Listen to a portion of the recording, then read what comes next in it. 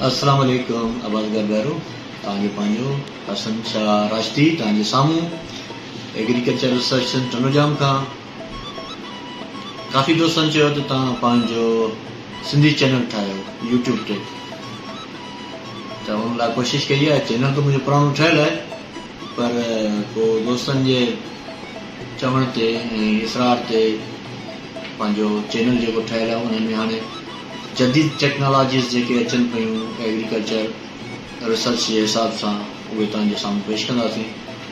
इन लाइ तव्हांखे आउं अर्ज़ु कंदुसि मुंहिंजो चैनल जंहिंजो नालो आहे हसन राशदी उनखे सब्सक्राइब कयो, लाइक कयो, शेयर कयो। इन में मुंहिंजी मदद थींदी।